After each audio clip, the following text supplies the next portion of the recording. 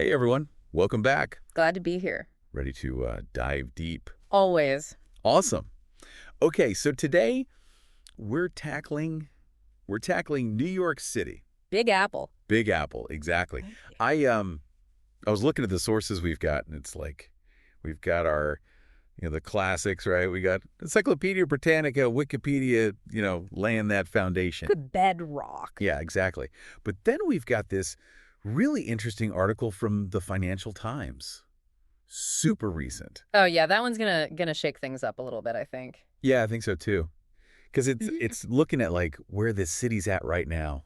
Like right now. Yeah, like right now, present day. Uh-huh. So it'll be interesting to see like how those historical threads kind of weave into like what's going on right now in the city. Yeah.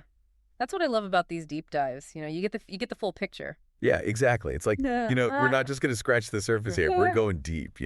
Deep dive. Deep dive. All right, so let's kick things off, shall we? Let's do it. All right. New York City.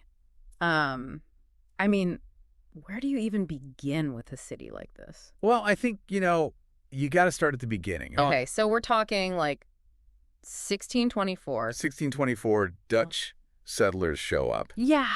New So Amsterdam. then Manhattan Island, yeah. Yeah. New Amsterdam. And I mean, I'm trying to picture it, right?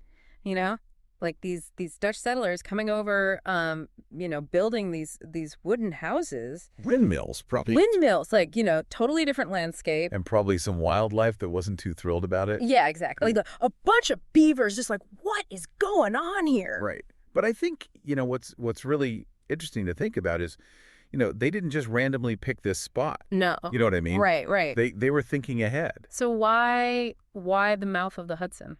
Well, I mean, you got to think about it. Like, this was prime real estate for trade, right? Yeah.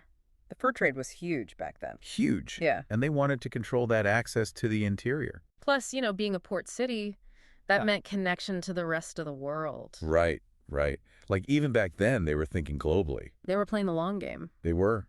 And it paid off, right? Yeah, well, I mean, for a while anyway, right? Oh, yeah. Because then, fast forward a few decades, 1664. The British come knocking. Yeah. And suddenly, New Amsterdam is no more. Bye-bye, New Amsterdam.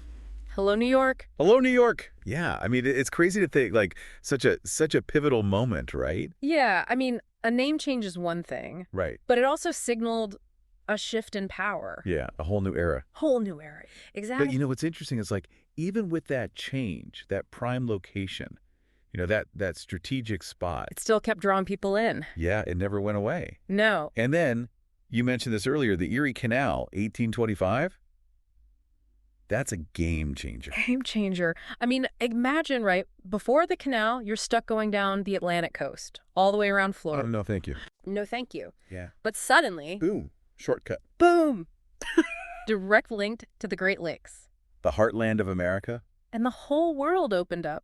Okay, so, I mean, I get that it, like, cuts down shipping times, right? Oh, yeah. But what are the bigger implications here? Well, first, you've got this massive influx of people. Okay. Everyone wants a piece of the action. Right.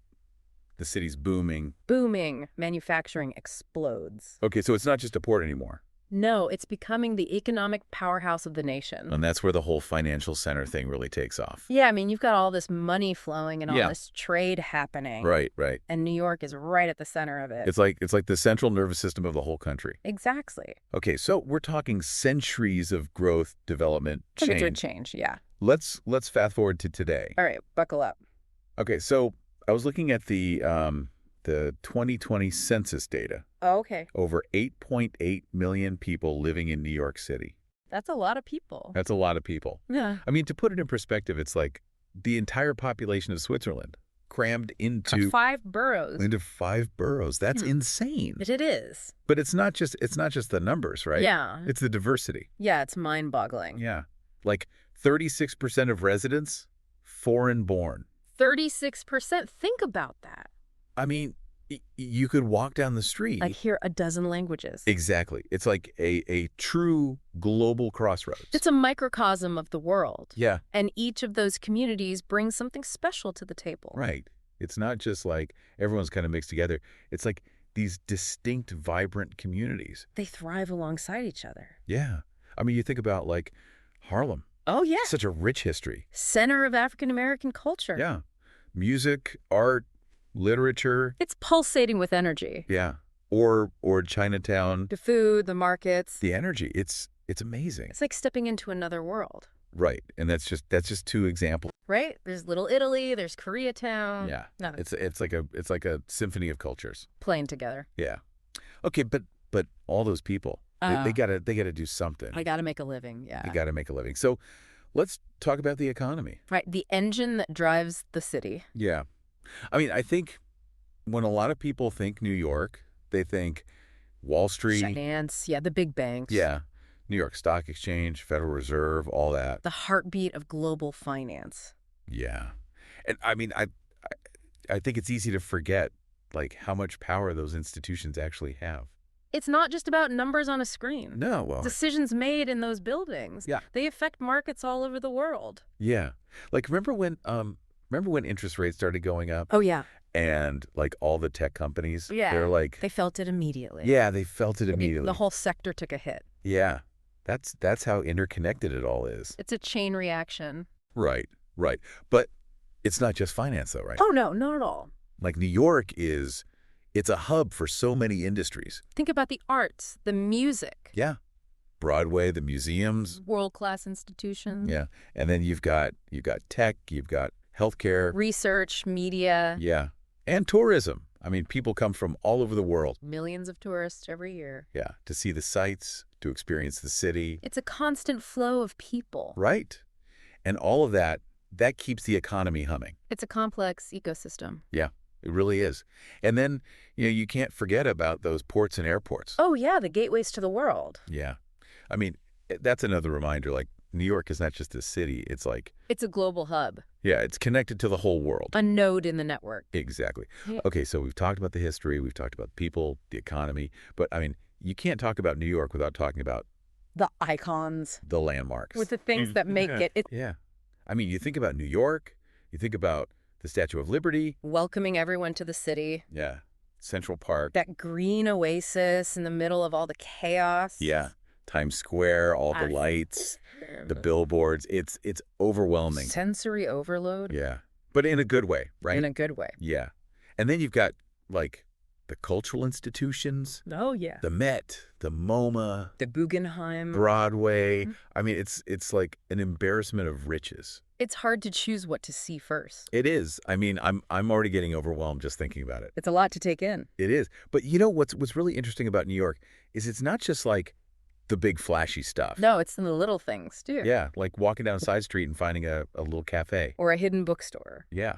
Or stumbling upon a street fair. With all the food vendors. Yeah. Yeah. It's those little moments that kind of make the city. Make it its character. Yeah, exactly. Okay, but I mean, even a city as amazing as New York, it's not all sunshine and roses.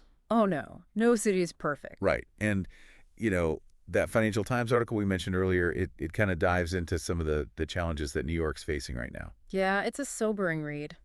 It is. Yeah. I mean, I was surprised to see, like, almost 500,000 people have left the city. Yeah, in the past 3 years. That's a big exodus. It is. I mean, what do you think is driving that? Well, I mean, there's a lot of factors at play. Okay. Cost of living, that's a big one. Yeah, it's expensive. Very expensive. Yeah. And, with remote work becoming more common, a lot of people are realizing they don't have to live in a big city anymore. Right. They can move somewhere cheaper. Exactly. And then, there's concerns about safety, yeah, quality of life issues. Right. It's a complex issue. Mm-hmm. It is. I mean, it kind of makes you wonder, like, can a city like New York that's always thrived on this constant influx of people, new ideas, new energy. Yeah. Can it adapt to this new reality? That's the million-dollar question. It is. New York has always been a city of reinvention. Yeah. But this time, the challenges are different. They're bigger. Deeper. Yeah. It'll be interesting to see how the city responds. It will.